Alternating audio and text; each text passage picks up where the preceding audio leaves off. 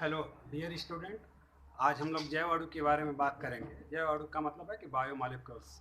तो बायोमोलिक्यूल्स क्या होते हैं? बायोमोलिक्यूल्स वे यौगिक होते हैं, जटिल बृहद कार्बनिक यौगिक होते हैं, बड़े यौगिक होते हैं जो जीवधारियों के शरीर के भाग बनाते हैं। इन जैव अणु से सभी प्रकार के जीवों का निर्माण होता है, चाहे वो सूक्ष्म जीव हो या बड़े जीव हों। जैसे कि बैक्टीरिया से लेकर के वेल तक की अगर बात करें तो सबका निर्माण इन जैव अणुओं से होता है। तो जैव अणुओं में अगर हम सबसे पहले बात करें तो कार्बोहाइड्रेट आता है। इसके बाद अगर बात करें तो फैट या लिपिड आता है। इसके बाद अगर बात करें तो प्रोटीन्स आता है, फिर न्यूक्लिक एसिड, फिर एंजाइम, विटामिन और हार्मोन्स। तो इसमें से कार्बोहाइड्रेट जो होता है, इसको हम लोग परिभाषा के रूप में अगर कहें तो ये कार्बन के हाइड्रेट्स होते हैं। और इसका सूत्र अगर लिखना चाहें तो C.H2O, और ब्रैकेट में इनको रख करके बाहर हम N लिख दें, और N यहाँ पर आप कम से कम 3 से लेकर के और हजारों तक की संख्या रख सकते हैं। फिर उसके बाद इसका दूसरा परिभाषा है कि कार्बोहाइड्रेट पॉलीहाइड्रोक्सी एल्डिहाइड या कीटोन होते हैं। ठीक है। अब इनके उदाहरण क्या हैं? तो इनका सबसे आसान उदाहरण आप ग्लूकोज जानते हैं। ग्लूकोज पृथ्वी पर सबसे ज़्यादा पाया जाने वाला कार्बनिक यौगिक है, और ये मुख्यतः बहुलक के रूप में प्राप्त होता है। जो हम लोग इसका उदाहरण बहुलक के रूप में अगर देखें तो स्टार्च की बात कर सकते हैं, जो गेहूँ चावल मक्के से प्राप्त होता है। और सेलुलोज की अगर बात करें तो ये पौधों की कोशिकाओं में कोशिका भित्ति का निर्माण करता है, संरचनात्मक कार्बोहाइड्रेट कहलाता है। और ये कार्बोहाइड्रेट मुख्यतः ऊर्जा प्रदान करता है। ठीक है। उसके बाद बात करते हैं फैट या लिपिड। तो इनका अगर हम वर्गीकरण करें तो ये सिंपल लिपिड या कंपाउंड लिपिड या स्टेरॉइड आते हैं। जो सिंपल लिपिड है इसी को हम लोग फैट बोलते हैं। एक ट्राइग्लिसराइड होता है, जो ग्लिसरॉल का एक अणु और 3 अणु वसी अम्लों के आपस में जुड़ करके ट्राइग्लिसराइड का निर्माण करते हैं, जिससे कि सिंपल लिपिड या फैट का निर्माण होता है। और इसके उदाहरण जैसे सोयाबीन तेल है, सरसों का तेल है, चर्बी है, ये सिंपल लिपिड या वसा के उदाहरण है। कंपाउंड लिपिड या फैट का उदाहरण क्या होता है? तो फास्फोलिपिड है। फास्फोलिपिड में 2 उदाहरण है, सिफाइलिन और लिसाइथिन, जो कि मेम्ब्रेन के निर्माण में भाग लेते हैं, तंत्रिकाओं के मेम्ब्रेन के निर्माण में। और ग्लाइकोलिपिड्स है, फास्फोलिपिड है, ग्लाइकोप्रोटीन, लिपोप्रोटीन्स है। उसके बाद स्टेरॉइड की बात करें तो स्टेरॉइड वे वसा होते हैं जो जिनका बेस कोलेस्ट्रॉल जैसा होता है, और ये मुख्यतः हम लोगों के शरीर में लिंग हार्मोन्स टेस्टोस्टेरोन जो पुरुषों में पाए जाते हैं और एस्ट्रोजेन जो महिलाओं में पाए जाते हैं, ये इनके व्युत्पन्न होते हैं। ठीक है। तो अब फिर हम ये फैट, ये भी हमारे लिए ऊर्जा का ही स्रोत है, और इसमें ऑक्सीजन कार्बोहाइड्रेट की तुलना में कम होता है। यहाँ पर कार्बन, हाइड्रोजन और ऑक्सीजन, ये तीनों मिलकर के कार्बोहाइड्रेट का भी निर्माण करते हैं और फैट का भी निर्माण करते हैं। लेकिन कार्बोहाइड्रेट की तुलना में फैट में ऑक्सीजन की मात्रा कम होती है, अतः कार्बोहाइड्रेट की तुलना में ये दुगनी ऊर्जा प्रदान करते हैं अगर एक अणु का ऑक्सीकरण हो तो। ठीक है। उसके बाद हम प्रोटीन की बात करें तो हाँ, ये वसा जो होता है हम लोगों के शरीर में एडिपोज टिश्यू या वसी ऊतक के रूप में भी संग्रहित रहता है। फिर अब बात करते हैं प्रोटीन की। तो प्रोटीन वह जैव अणु है या बायोमॉलिक्यूल्स है जो हमारे शरीर के वृद्धि, निर्माण और तोड़ मरम्मत में कार्य करता है। इसके अणुभार के आधार पर अगर हम इसकी बात करें तो 2 प्रकार से विभाजित करते हैं।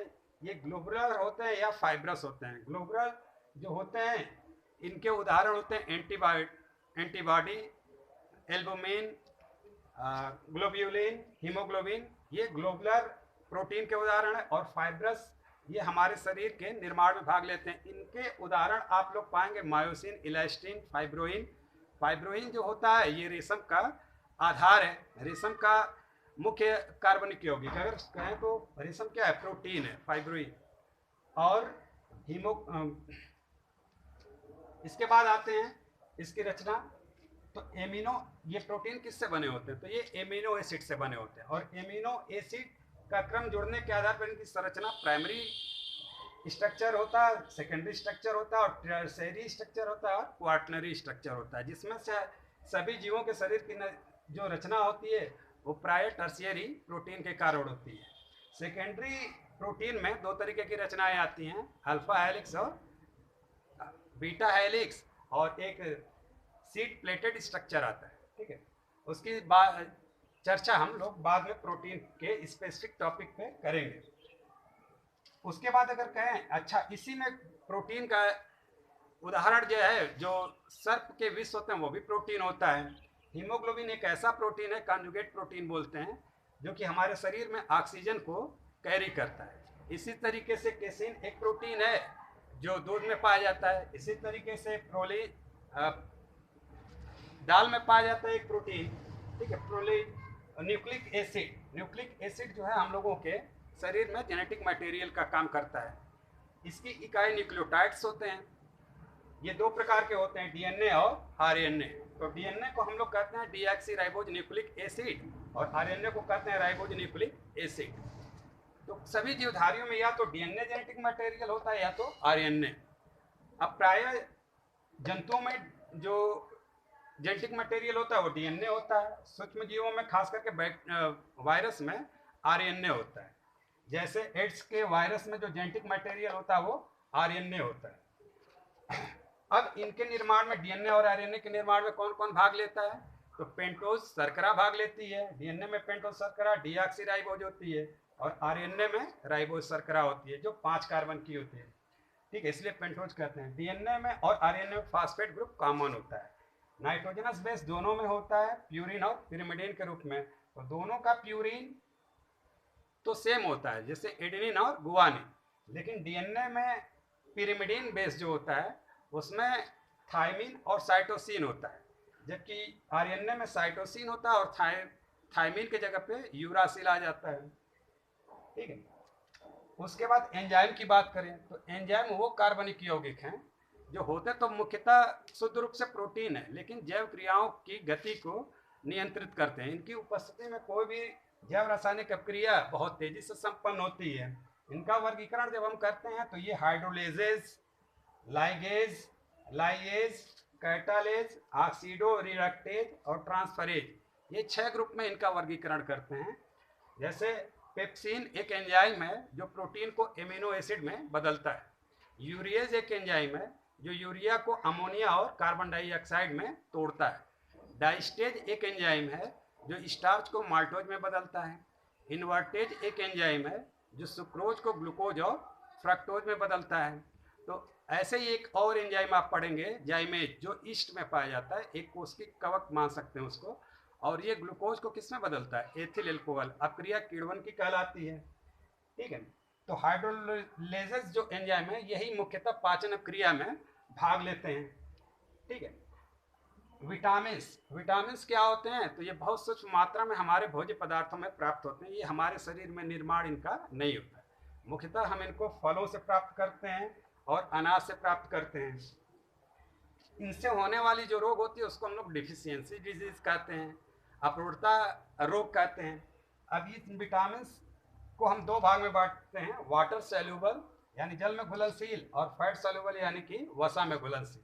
तो जल में घुलनशील विटामिन 2 प्रकार के होते हैं। विटामिन सी जिसको स्कारबिक एसिड कहते हैं, और जाहिर है कि एसिड है तो खट्टा होगा, और ये विटामिन दूध में नहीं पाया जाता है। ये सारे प्रश्न प्रतियोगी परीक्षाओं में पूछे जाते हैं कि कौन सा विटामिन दूध में नहीं पाया जाता, तो विटामिन सी।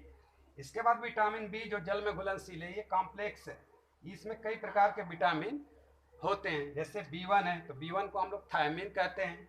B2 है विटामिन B2 तो इसको राइबोफ्लेविन कहते हैं। विटामिन B3 है तो पेंटोथेनिक एसिड कहते हैं। विटामिन B5 है तो नियासिन या निकोटिनिक अम्ल कहते हैं। विटामिन B6 और विटामिन B12 को साइनोकोबालामिन कहते हैं।